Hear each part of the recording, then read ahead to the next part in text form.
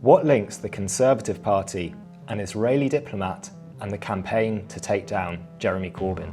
A leaked cache of emails has revealed a network of Tory grandees and how their very close links with an Israeli diplomat influenced British politics in recent years.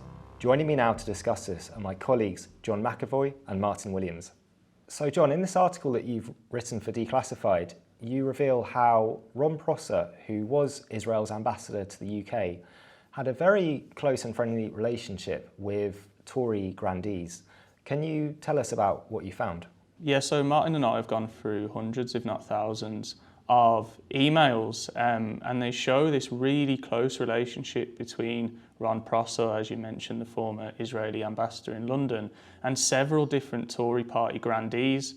One of the more revealing emails was from Dean Godson, who's director of Policy Exchange, this kind of right-wing think tank, but also a Tory lord. And Godson's kind of boasting to Prosor about how he orchestrated this hit job on Jeremy Corbyn in the Daily Mail.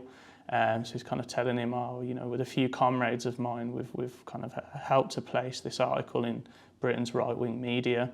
And he later emails Prosor once again, and he says, if you don't call me while you're visiting the UK, I will cry. You know, they have this really kind of apparently close interpersonal relationship where they're on those kinds of terms. But obviously it's not just Godson. We found emails from several different Tory lords, some of whom would either go on to be Tory party treasurers or were previously Tory party treasurers. But I think the most revealing email for me was when Mick Davis emailed Prosor in 2014 amid Operation Protective Edge, which was one of Israel's attacks on Gaza. And he said to Prosor, I am thinking of you and my country and her people and soldiers all the time. And he wasn't referring to Britain and the British Army, he was referring to Israel and the IDF. So I think that's quite interesting to see such a prominent figure in the Conservative Party effectively pledging their allegiance to a foreign country. He assured Prosor at the time that UK Prime Minister David Cameron and then Foreign Secretary Philip Hammond were totally on side with Israel, and he doesn't need to be concerned about the new government. What I think is really useful about these emails is that you often don't kind of get the textual evidence of the informal social networks and the kind of interpersonal relationships between foreign diplomats and British politicians. But in these emails you can see how they're really on first name terms, on friendly terms. You can see how they frequent the same kind of social circles, they go to the same events, and they know each other quite well. This information doesn't typically come out of the official documents, whether you use the Freedom of Information Act or not. But when you get a cache of private emails like the one that me and Martin have been looking at, you really get to see how these people are very, very close personally, and how that kind of bleeds into their political relations as well. Absolutely, John. It's a fascinating insight into this world. And Martin, can you just remind us, so the Conservatives were in government for 14 years. What was the significance, do you think, of this on Britain's policy towards Israel? Yeah, so I mean, these emails, some of them are quite old now. They date back 15 or so years, some of them. Now, they would say, I suppose, look, this is a long time ago. What relevance has this got to today?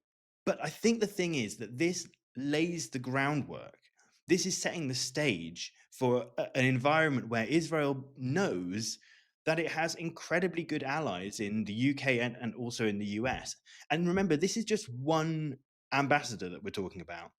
So just imagine all the other private correspondence that we haven't seen between, senior figures in the UK and all sorts of other people representing the Israeli government. And Martin, do you think that this is a purely professional relationship between these British and Israeli political figures, or is there a personal element to it as well? Because Ron Prosor, he was Israel's ambassador to London, then he had a stint representing Israel at the UN, and he's currently their ambassador to Germany. But there was quite a few years in between that when he was out of the diplomatic service.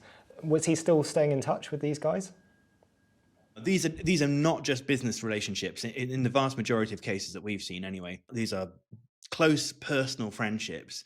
The language that they're using is they refer to each other as my dear friend. They are talking about family matters as well in some cases, sharing personal information like that. We also found one email which seems to show that British politicians were trying to help Ron Prosor to get a new job.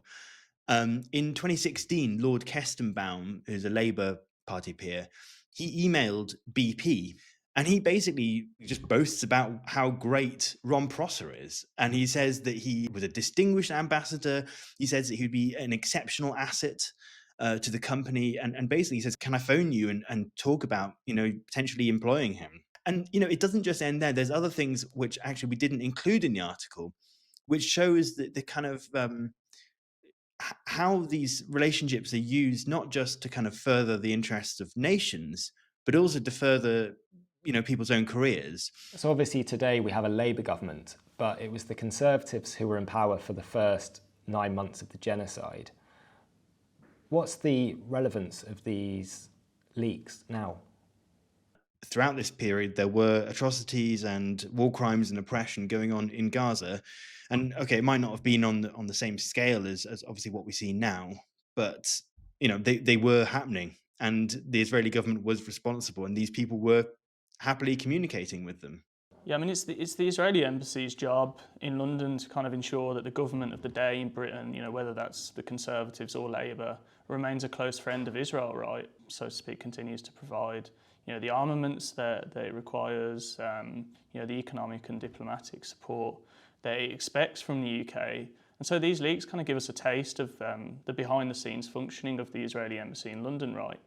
And it's not just in terms of talking to government, but it's also ensuring that Israel finds support from influential figures in the media, in the business world, of course, lords, political donors as well. And something that we found recently, we did a Freedom of Information request in Israel, and we asked for all of the meetings of the most recent Israeli ambassador in London, Tzipi Hotovely, who has been the ambassador throughout the genocide. And what we found was quite remarkable, and it does quite track onto what Ron Prosor was doing during his time as ambassador. Tzipi Hotovely was, meeting with the likes of the director of Labour Friends of Israel, Michael Rubin. She was meeting with, a director of BP. BP, of course, was looking to exploit the kind of gas reserves around Gaza.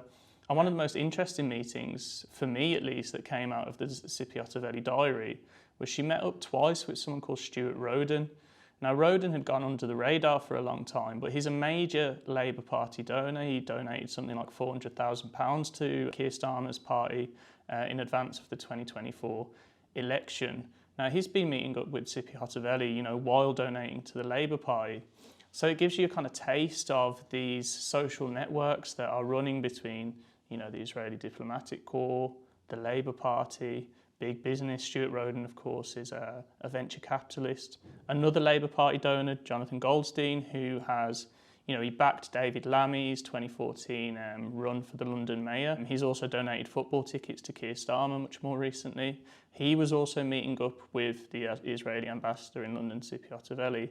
This is the same ambassador that effectively said on LBC that every school, every second home, every mosque in Gaza was a legitimate target for Israel. And of course, she's been inciting genocide against Palestinians from really October 2023, if not earlier.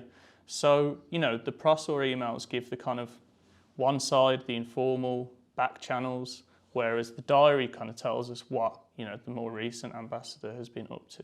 Is there anything else from these leaked emails that has come to light? Yeah, so there's been kind of two leaks that came out quite closely to one another, the Ron Prosor emails, but also Ehud Barak's emails, the former Israeli Prime Minister. And between them, they've been something of a goldmine, and particularly for us at Declassified, looking at the links between Israel and politicians in this country. We've managed to find out some really interesting information about the operations of Conservative Friends of Israel. Now, Conservative Friends of Israel is one of the most important kind of lobbying organisations in Westminster. It's been run for many, many decades.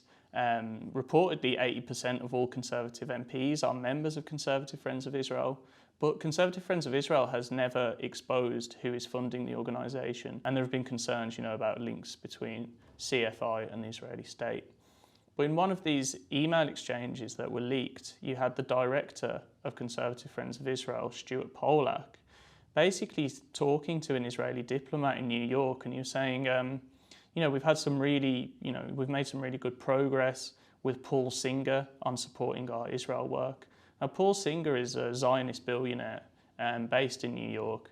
He's a major funder of Friends of the IDF, which supports, the Israel Defense Forces. And what he's also asking this diplomat in New York is to kind of hook him up with other Paul Singers in the region where, he might find more support, presumably financial support for his pro-Israel lobbying work in the UK.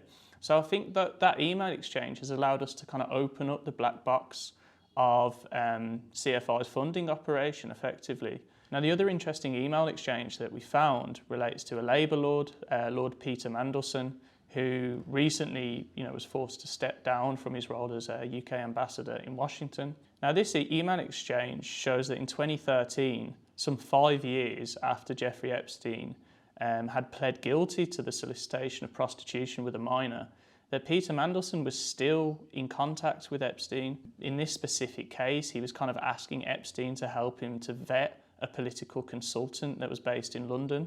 And this was, after, Peter Mandelson had claimed he'd kind of ceased all relationships with the late paedophile. Thanks, guys, for talking to me today about this article. I know it took a lot of research going through all those emails.